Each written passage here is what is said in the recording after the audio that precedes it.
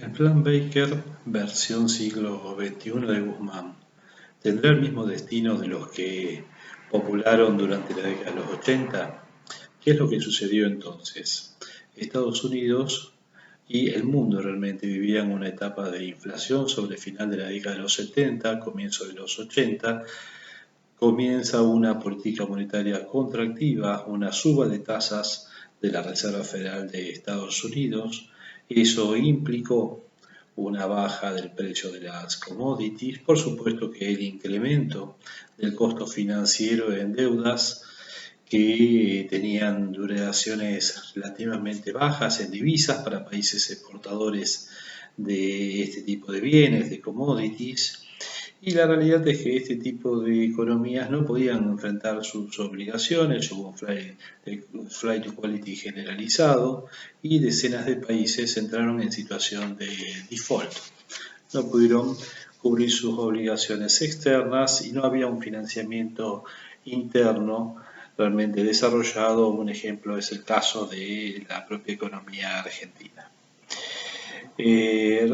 Ante esa situación, lo que se realizó es algún tipo de solución que se aplicó en muchos países a partir de las ideas del secretario del Tesoro norteamericano, Baker, que a partir de un diagnóstico de problemas de liquidez, lo que recomendó fue, aplicándolo al caso de México y después aplicable también a Argentina y otros países, es no tanto el cambio estructural, sino inyectar liquidez, porque el problema del diagnóstico de la liquidez se vinculaba directamente con el efecto de la suma de tasas de interés norteamericano y luego las economías, habiendo recuperado su liquidez, seguirían funcionando, volverían a crecer y ahí podrían cumplir con sus obligaciones. Vuelvo a repetir que algún tipo de cambio se realizó sobre esas economías. En Argentina hubo un plan austral, pero si vemos la duración del plan austral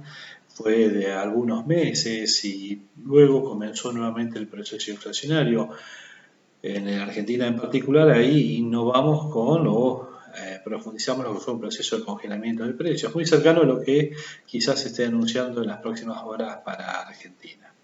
Ahora, ¿qué sucedió después? Bueno, para Argentina hubo una asociación de eventos que llevaron a una aceleración de precios, pasó el plan primavera, pasaron distintas situaciones de mal manejo de la gestión de política económica y eso llevó a un proceso hiperinflacionario en 1989, en donde comprendimos que no podíamos seguir de esa manera, hubo un cambio de gobierno, el propio Menem no inicialmente pudo reencauzar la economía hasta que sí, a comienzos del año 1991, adoptó una política diferente, ya sí más con un cambio de shock, una política de shock con cambios estructurales importantes, que fue la aplicación de las ideas de otro secretario del Tesoro norteamericano, Nicholas Brady, que había desarrollado inicialmente para México, el plan Brady, que acá se lo llamó plan de convertibilidad, pero si vemos las comparaciones de los distintos planes económicos que se fueron dando en distintas economías para estabilizarlas macroeconómicamente y de ahí lograr otra vez el crecimiento, pero adoptando otro diagnóstico que era ya no el de liquidez sino de problemas estructurales. Bueno, se realizaron privatizaciones, aperturas de la economía, lo que son los procesos de integración, una reestructuración del Estado en sí, modificaciones en términos tributarios y por supuesto una eficientización a partir del incentivo a la inversión en los sectores que justamente implicaban la infraestructura de los negocios, del funcionamiento de la economía. Veremos qué sucede ahora con Argentina. Si Argentina piensa que a partir de haber aprobado una refinanciación con el FMI, que sigue manteniendo una situación de déficit fiscal, donde seguimos hablando de pautas de emisión en relación al PBI, sin resolver el déficit fiscal, que es justamente el gran problema argentino, tratando de convencernos que una empresa como Líneas Argentinas da ganancias operativas.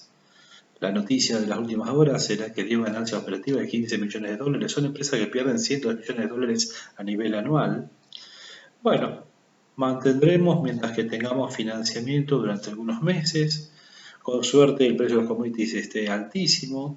Pero ahí viene un tema. Estados Unidos hoy subió las tasas de interés, esperan 6 subas de este tipo durante el año.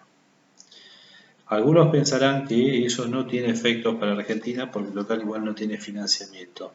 No tiene financiamiento del sector público argentino, el sector privado que podía recuperar financiamiento, el propio sector público que podía alcanzar otras líneas de financiamiento, una sería una reconversión de deuda por otros canales externos que uno podría acceder. La verdad es que va a encontrar un financiamiento más caro. En divisas, el flight to quality se va a estar dando más en la situación de guerra que tenemos. El mundo está viviendo una situación de inflación generalizada. Es lógico que suban las tasas de interés a nivel mundial. Es lógico que entremos en una situación de esta inflación a nivel mundial y en la economía argentina. Y ahí deberemos estar en algún punto comenzando con un plan de cambios estructurales que efectivamente permita lograr el ahorro, que es lo que debemos obtener para poder desendeudarnos, por lo menos la deuda tóxica que tenemos a niveles de riesgo país cercanos a los 2.000 puntos básicos.